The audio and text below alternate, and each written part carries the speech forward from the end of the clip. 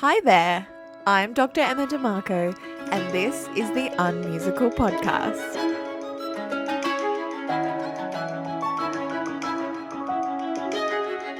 Today's episode features one of Australia's most beloved classical guitarists, Karin Schaupp. So Karin, thank you so much for joining me. I'm really excited to have you here because obviously we have a personal connection. We do. We have a familial connection. And I basically grew up watching you and watching your career as a young muso. You didn't have much choice. I mean, that's true. But I think when you're a young musician and you have musicians in the family, there's something really special there. Let's start from the beginning. Why don't you tell me a little bit about your career and your life as a musician? Yeah. So, I'll sort of weave my life and as the musician part together. So I was born actually in Germany, and I started playing the guitar when I was 5. My mother was a guitarist. She had guitar students in our house basically constantly. Like if I think about my early childhood, there was just someone having a guitar lesson in another room almost all the time. Often I would sit in on those lessons. She would also play, but her main interest and focus was teaching. So I heard her playing and I heard her students playing, and I just wanted to be part of it. So I begged, and by the time I was 5, she started teaching me.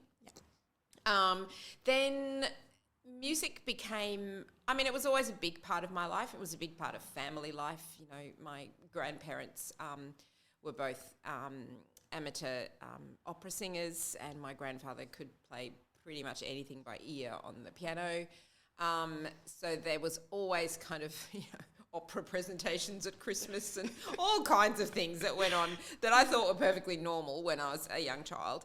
But I think music was a real bridge for me because when I was 8, my family decided to move to Australia. And for me at the time, that was actually quite difficult.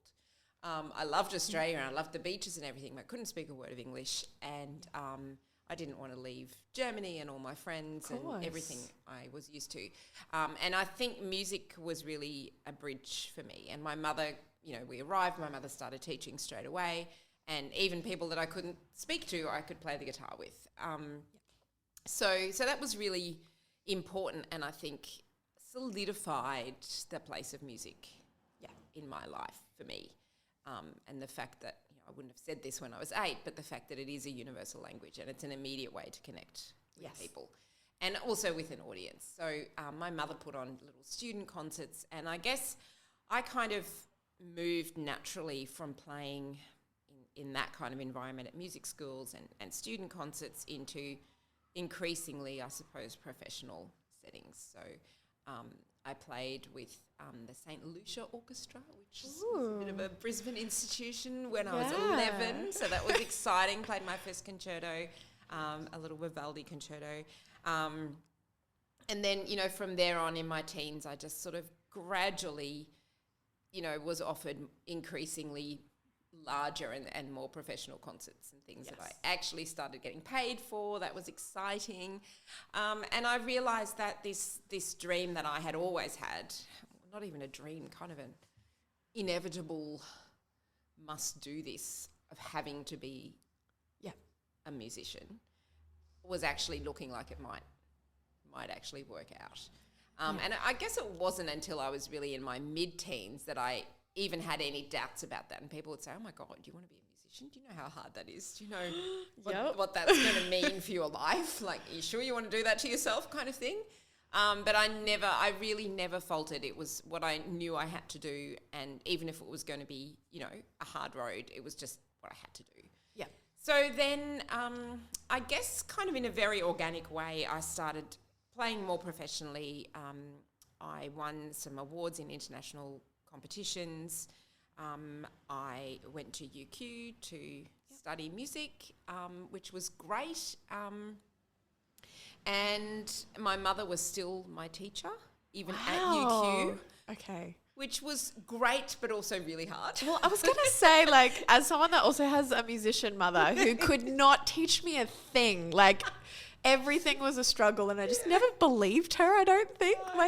How do you do that at that level? That's not just when you're younger. That's at such an elite level of I think, look, now that I have my own kids, I have no idea how she did it. Wow. And how she agreed to keep doing it. Right, That's really the thing. Because, my kids both play brass, and if I say anything at all, they're like, oh, yep, you're a guitarist, so what would you know? Yep, well, I can relate to that. Read music. Yeah. But, so, and I just have no idea. And I with increasing age and being a mother myself, I actually now retrospectively kind of really admire her resilience in continuing to teach me, especially as I got older and, obviously had a lot of my own opinions.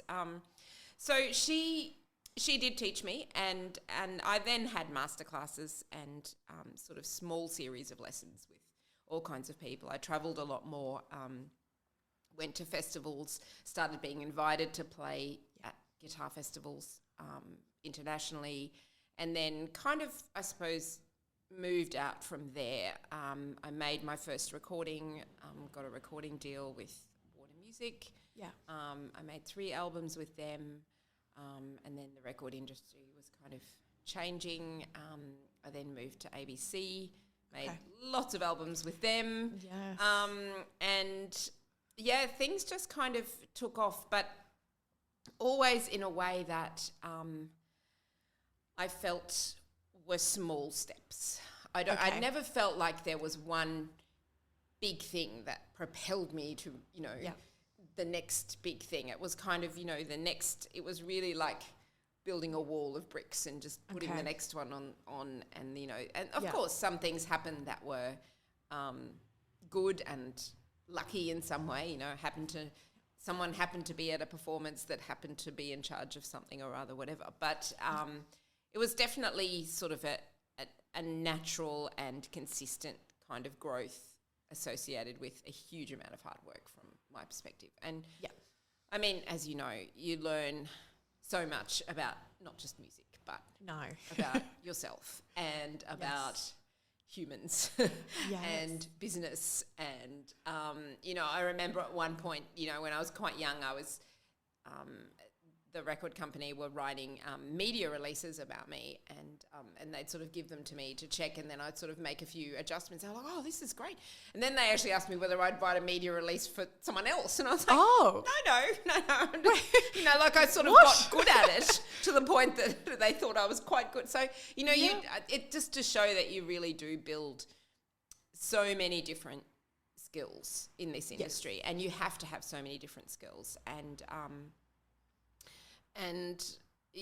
But I think, to be able to say I've managed to sustain a career as a freelance musician, artist, I would even say. I mean, I've done things that are sort of... Oh, we're gonna touch on those. Some of those. All right. Well, there you go. That's a long answer to a very short question. Yeah, I mean, it's a fascinating answer because you've had an amazing career and you've done so many different things. I think the thing that always stands out to me as a fellow classical musician and, many friends that are classical musicians is the record label, and having a record label that you've worked with, that you've worked with for so long. I think that's something that for a lot of classical musicians, they either don't reach that or, aim for it and might not. Like, how do you think that's shaped your career working with a label specifically? To be honest, less than I thought it would. Really? Yeah. I think, ABC have obviously been amazing, and but all of that now has really changed. Yes. I mean, so what I'm talking about is really kind of in the past. And, Warner at the time gave me a lot of support and they gave me a lot of promotion, but I also was really driving it. Yes. You were writing everyone's media releases. I mean, they were great, but I also was really still doing a lot and, making tours happen and making projects happen and coming up with new and different ways of doing things that would be interesting and so it wasn't that kind of deal where you hear of, a pop artist who's signed to some massive international like Sony or whatever, and, and the label just kind of takes them and does everything for them. That wasn't the case at all for me. I was really doing my own thing, and then when I went to ABC, and worked with a number of their, because their directors of the label came and went, I mean, it was really great to have people to bounce off, but I still feel like I was fairly self-directed in what I was doing. It was great to have the support. Yeah. But it wasn't like they said, okay, now the next thing you are going to do is this, which I think is what probably happens more in the other genres. world. Yeah. I guess, there's that feeling, I think, that for many young musicians of like, once I get a record label or an orchestra position, there's this sense of like making it or being legit or these things. And, in my travels and chatting to people, I think it's really interesting how we set these goals, and then whether we reach it or not almost isn't even the point in our careers. Like, we just keep aiming for them. Yes. But we're the driver. We're always the driver. Absolutely. Yeah. And I mean, I've been really lucky to work with, amazing collaborators in our field in Australia. And I really don't know anyone that isn't an amazing driver and business person and, works hard at what they do pretty much on a daily basis. No one just sort of sits at home and practices and the phone rings and, everything kind of falls into place. Which is almost always, that's also another thought I think that as a young musician you can have of like, if I practice hard enough and I'm just in the practice room long enough, it'll work out. It'll be fine. The phone will ring. Yes, yeah. And it will, but it rings because you've lit 100 fires. And 10 of them will then call you. And I really think that that's something I say to my students all the time. That actually kind of never changes. It's just, I suppose, the level of what you're doing and what you feel like you're able to do and the projects you're able to create, they grow. But in my experience, in a very, organic, natural way. So that's been my experience, definitely, that things just kind of, you keep at it and you just keep building, and sometimes you have a setback, but then you just, keep going. Do you think your advice to your students has changed post-pandemic, post-COVID, and the way the industry's changed? Not really. I mean, I think, the last few years were obviously really hard, and in a way it was a good time to be a student because they weren't trying to build a career, they were building skills. Yeah. So I think actually being a student in the last few years and now being out and trying to build a career is actually probably better timing than someone who graduated before the pandemic and was trying to build their career because that was impossible. Yeah. I mean, so how did 2020 affect you? Look, I think for me the biggest thing, was just that everything just got cancelled and then cancelled again. And at first I was sort of hopeful and I thought, it'll be all right, in a few months we'll do this and it'll be fine. And then I sort of went to sort of the opposite and was like, it's hopeless, I'm not going to try and book anything, and so I'm just going to, but look, it was hard, and I think it was hard for everybody, and I was definitely one of the lucky ones because I have such a big teaching practice and I teach at Griffith Uni at the Con. So it was definitely easier for me because I didn't lose all of my income, and I was able to still be involved with music even if it wasn't as an active performer. I think it was just hard for everybody, and now we're in a different place, and I think in some ways we've lost obviously a lot. I think audiences are still coming back, and I think in classical music a lot of the even larger classical music presenters are still feeling that audiences aren't quite back. Yeah. But we're getting there, and but I think there's also new things that have come out of it, and the way that people consume music, the whole Australian Digital Concert Hall. Yes. Well, I was going to say, you did some Musica Viva online concerts back in... Yes, I did. Yes, that was the first time I'd ever done an online concert. Wow. That was I found it really strange. I'm just from a different generation, I suppose. So I was just basically at my house with a camera person in the room with me who had headphones on and was taking... instructions from someone. So it wasn't listening to me. They were the only person in the room with me. And then, so he was taking instructions from the people out in the van. Okay. Obviously, telling him where to pan or whatever the camera. Yeah. Then just to do this live concert to no one in the room, and the only person in the room couldn't actually hear me. Yeah, wasn't paying attention. How does that It's really feel? strange. It sort of rattled me, but then I did afterwards, unexpectedly, I did feel like I had done a performance. I didn't know how I would feel. It was very, very strange. And I guess since then I've done a few things along those lines. This definitely hasn't become my favourite format, but it's definitely a way to reach people. And if you get into the right mind space and you kind of imagine people there with you, then it can still feel like a performance. Yes. I remember I did a thing at QPAC as well. They did a series of performances when QPAC was completely shut down. And I remember arriving at QPAC and there was just no one there except the people that were going to film this that's so thing. strange. And I just had to cry for a few minutes first. Oh, no. I was like, I just need to cry and just acknowledge that this building that to me represents, everything Activity, great about life, the arts and music and bustling audiences and, going there as well as performing there. And it was just so quiet and empty and, it just really, really affected me. And then I was like, right, okay, I'm going to do this. I'm just going to, give it everything emotionally. And So, I think, things have come out of that, we've sort of accepted that as a format. And it's, it's nice. And since then I've done things digitally that I didn't have to do necessarily because I could have just played live. But that I think, have been nice and can reach people that for whatever reason can't, don't want to, in a remote area, whatever, get to a place where there are concerts. So I think some good things have come out of it. Yeah. Do you see yourself doing more online streaming sort of performances? Or?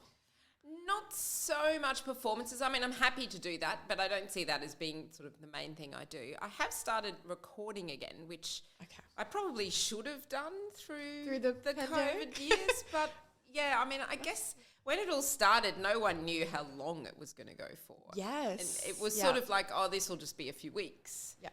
And then it's like, it'll just be another month. It's so the fact that it went for so long is not something we knew.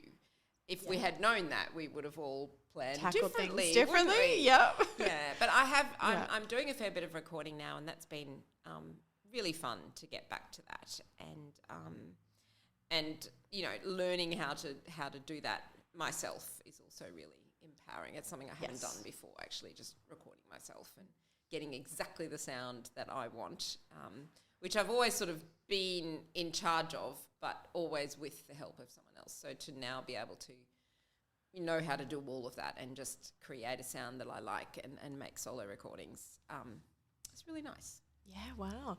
Do you find when you're playing for a live performance versus playing for a recording that something feels different or is different mentally for you? I try to make the recording as similar to a performance as I can. Okay. And there's definitely a difference. I mean, in playing to a large room full of people, because you, as you know, you have to sort of expand yourself and everything expressively and emotional that you're putting into the performance has to just, reach the back corners. Yeah. It's sort of, I don't know, use the word energy, but it's just something that we do to kind of, fill the room with what we're giving through the music. And what we're giving through the music is, to me, really a mirror. The audience, if the audience is going to be moved by the music, they're going to be moved because they can see themselves. They don't actually care about me or, the performer. Are you sure? No, I'm sure. That's definitely something I've learned. I think that our job on stage is to give enough authenticity and enough of ourselves that people can see themselves. And if people are moved by a performance, it's because it's put them in touch with themselves. And so I think that principle is the same in recording as it is in a live performance. Okay. I guess in the live performance you have the sense of the space, the physical space, and having to kind of play to that space, whereas in a recording it's more intimate. Okay. You know, the microphones are close to you and the space is smaller, and so I feel like, yeah, it's a more intimate experience, but in principle it's actually the same. Okay.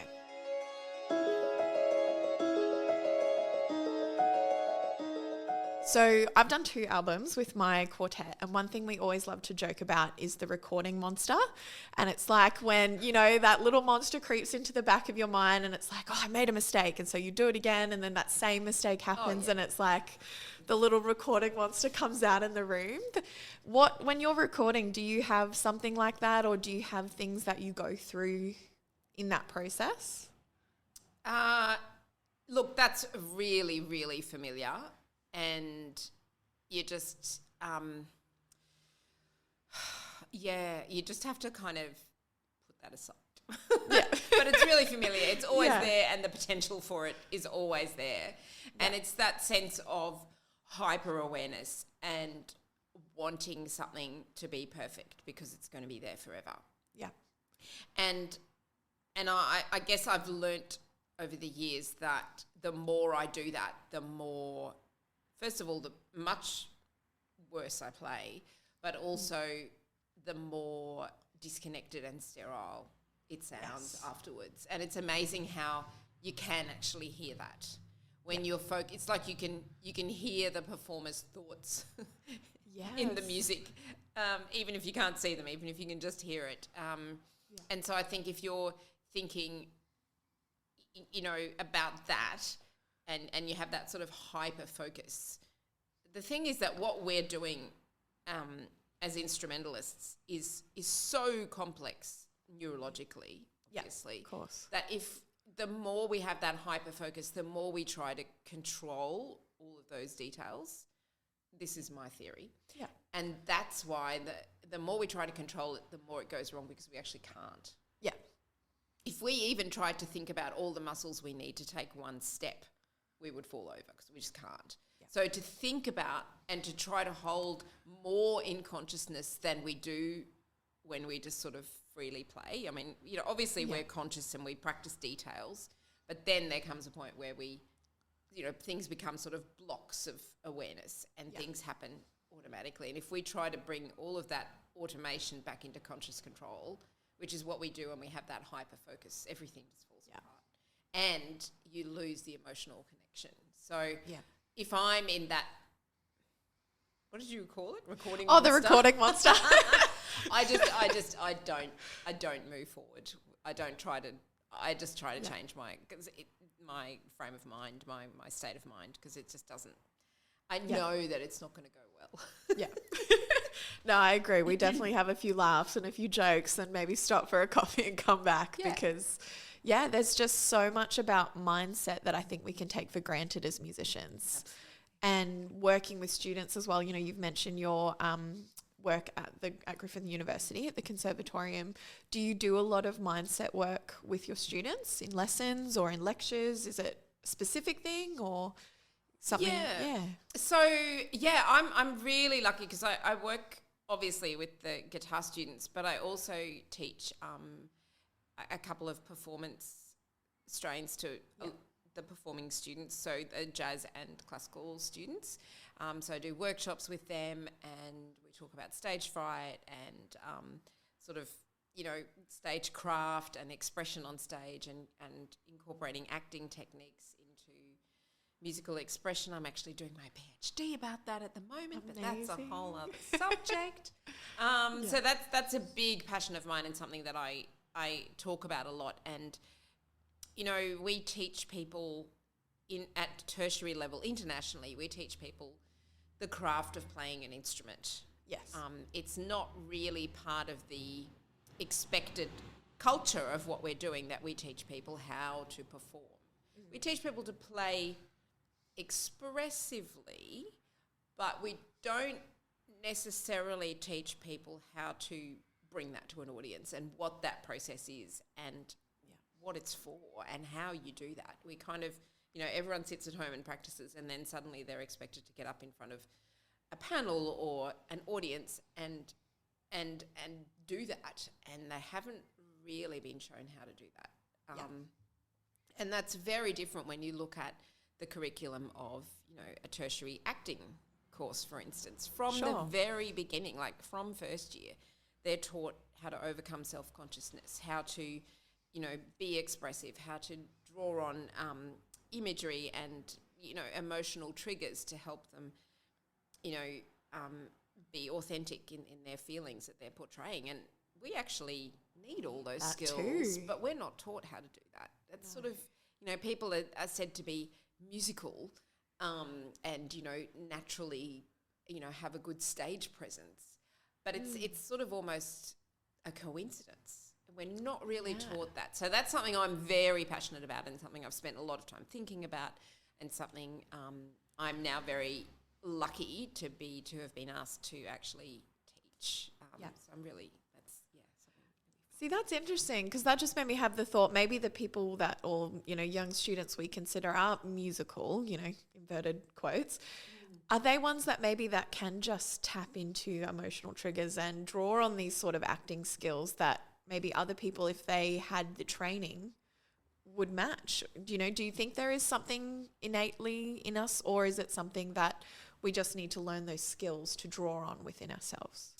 I think it's a combination. I mean, being musical, obviously, there's a lot of facets to that. There's, rhythm, and there's pitch, and, having a good ear and all of those things. So they're all part of being musical. But being sort of naturally expressive and having a stage presence is something that people have innately, but that doesn't mean they're going to be able to do it in front of an audience.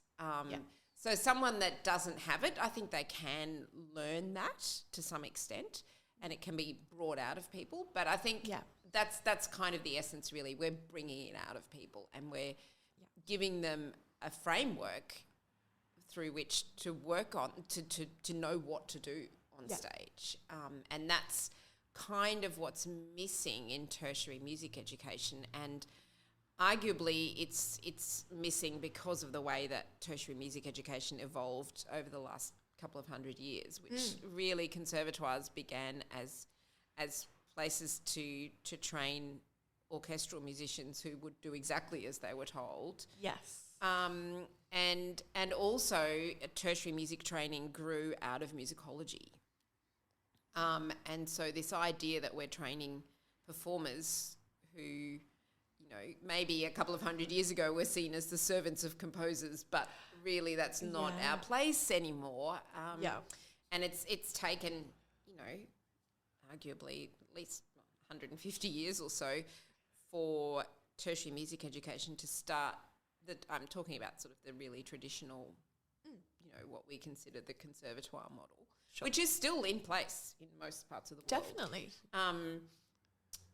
That's really only gradually changing. And even if you look at music encyclopedias of even as late as the 1980s, there were no performers listed. Really? You find composers, composers, musicologists, but performers just didn't make it into the big. Wow. Yeah. So it's interesting to sort of think about that and to think about the role of the performer and now things have changed so much. I mean, if you think about on Spotify, not that I agree with this, but often you can't even see the name of the composer. Correct. Which is so we've swung the other way in that sense, which is not, definitely not right either, obviously. But I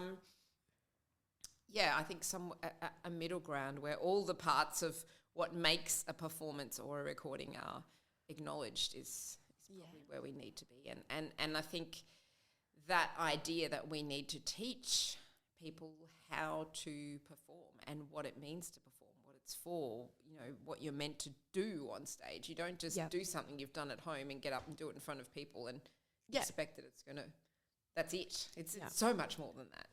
Do you do like performance workshops? I mean, I obviously am a student of the conservatorium and loved weekly workshop and would get up as much as I could. But I had, fellow students that would avoid it like the plague. They would do their one semester, one performance on workshop a semester. Yeah. How are your students? What are they doing? Are they getting up all the time? Yeah, well, I'd like to think the guitar students are. We have quite a small group, obviously. We're a smaller department compared to, strings or something. Yeah. So they sort of almost have to play more often. Sure. But the performance workshops that I run for all the instruments and the singers as well across classical and jazz, they're definitely voluntary. Sure. But people getting up to play in that are not getting, there's no technical focus about their instrument. No one is allowed to talk about embouchure or bowing or anything like that. It's not about that. It's how was that as a performance? What did it say to you? Did it move you? What were you trying to do as a performer? Did you do that? If not, how can we maybe help you do that more? And see, that's really fascinating because that's something that my head of winds at the time, actually did for students in my year level where, there was a clarinet student, a flute student, an oboe student, myself on saxophone. We were all at a very high level aiming for, performance, a career in performance. And he wouldn't bring up embouchure. He wouldn't say, that altissimo note on saxophone is tough, so it's not great that you cracked it. Mm-hmm. He would say things like, well, Latham's high notes on flute were exceptional, and look at what he would, it was removing this focus on the instrument and what can you do on the instrument, and actually how are you communicating and how are you, like you said, how are you conveying the music outside of that? And, sure, a flute's going to be better at high notes than a saxophone, but that doesn't matter. Find a way to make it work. Yeah. Separate from the instrument's needs or the instrument specific technique.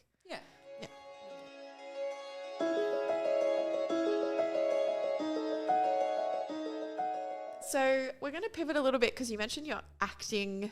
Well, you mentioned acting. Yes. And I know from a few years ago that are you an actress? Do you consider yourself an actress? Because you did act in, it's Lottie's, sorry, I did have that in my back of my head. Lottie's Gift, the play. Yes. So, yes.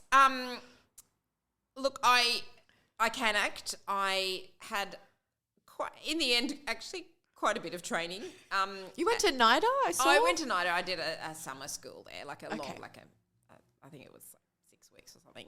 And I did a number of acting courses, but sort of, beside a full-time music career at the time. Sure.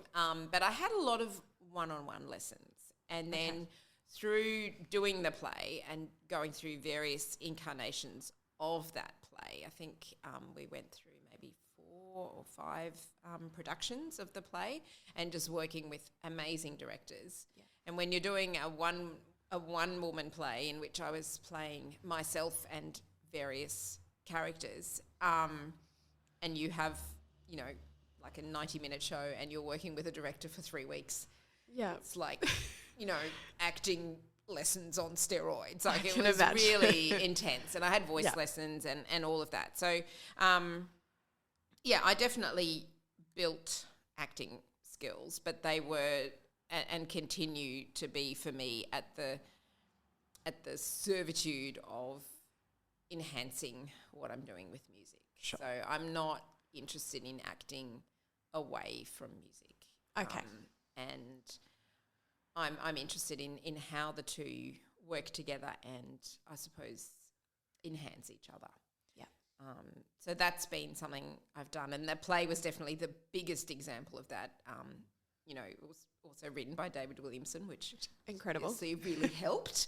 I think I ended up doing 180 performances of it or something crazy over the various incarnations. And the last one was actually at the Edinburgh Fringe Festival, so that was nice to take it there and to be a real actor there. But since then, I've done various projects, and it's really become my passion to do things that involve basically some kind of narrative, text, and playing. Yeah. So I've done a few projects where I speak and play simultaneously. Yep. I've had a few people write pieces for me. Done incredible work that was written for me by Mary Damani for a choir that has no text, and myself as narrator and playing the guitar with the choir. That was an incredible piece. It was almost so dramatic that people found it hard to cope with. It was about the Victorian bushfires, and it was sort of the year after. So it was very intense. Yes. So I've done various things like that, and that continues to be a big passion and something I will always come back to in various guises. Do you consider yourself like a slashy, like musician / actor / now producer because you're recording yourself? Or? Yeah. Look, I mean, yes, I would. I think my website does potentially say actor. Not sure. We can check that later. I will check on that.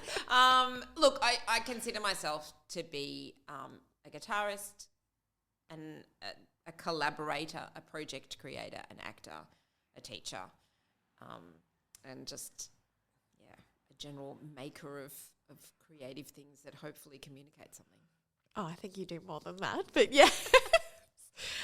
Collaboration's an interesting one because you are, the fact that you put it second, I think you are very well known for your projects working with other musicians, and you've done many albums with other musicians. And I even remember when you were doing your Lullabies album, you were working with my mum on, is it Ninna Nanna, the Italian lullaby? You know, how has collaboration for you been something that you've been so drawn to? What is it about collaborating that draws you in?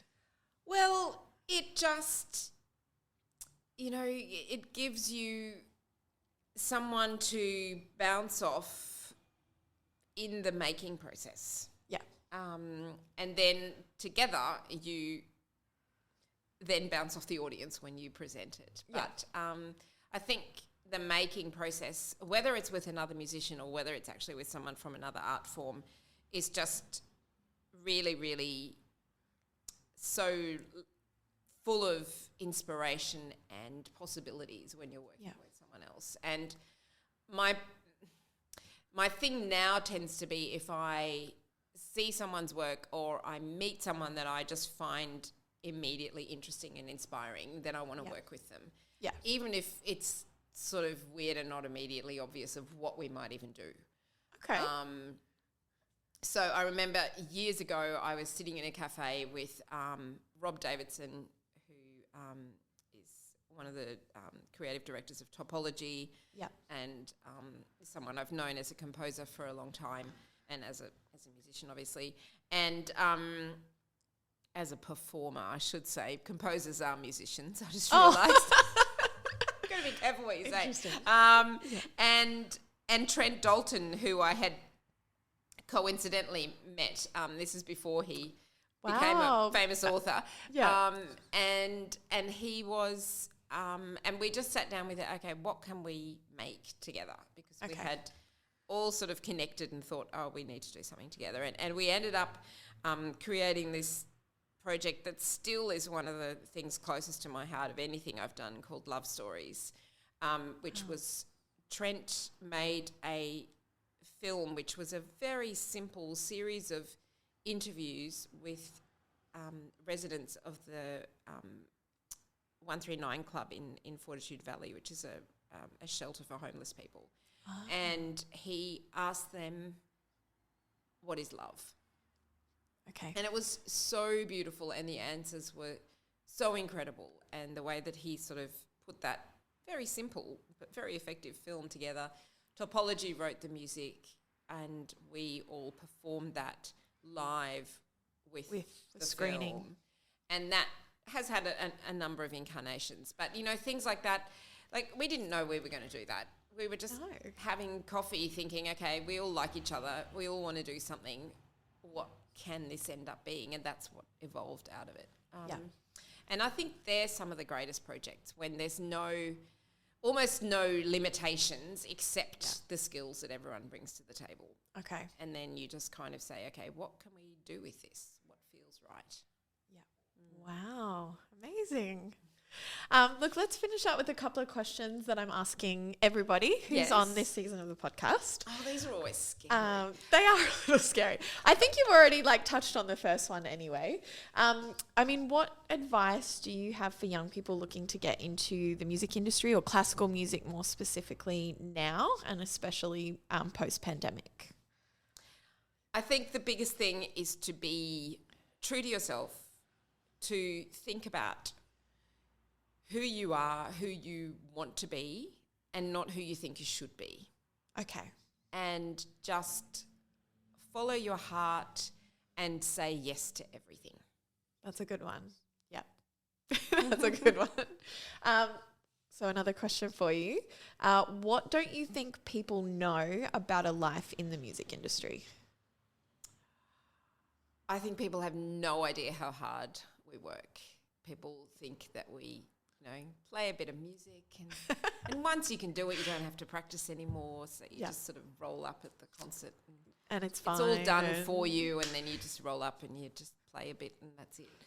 So people have no idea what is going on behind the scenes, and that one moment when you're on stage is actually just the tiniest little tip of the massive iceberg that's underneath. Yep, of I how agree. You've gotten there. Yeah. Oh gosh. And finally, if you had your time all over again, would you do your career as is, or would you change anything? Would you do it all again? I would definitely do it all again, but I would trust myself much sooner. Wow. Because when I started making choices that were authentic to me and were no longer what people had told me they thought I should do, especially my mother. Okay. Who was a wonderful teacher, but really had a career as a teacher and gave me advice that wasn't always the best advice, honestly, in terms of career advice. Sure. So I think that's the biggest thing. I would have trusted myself sooner, and I would have probably made more mistakes sooner as well.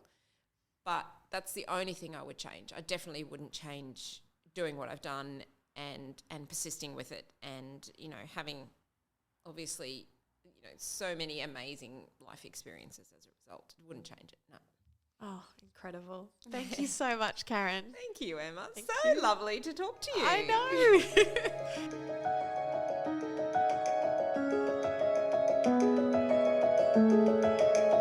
know.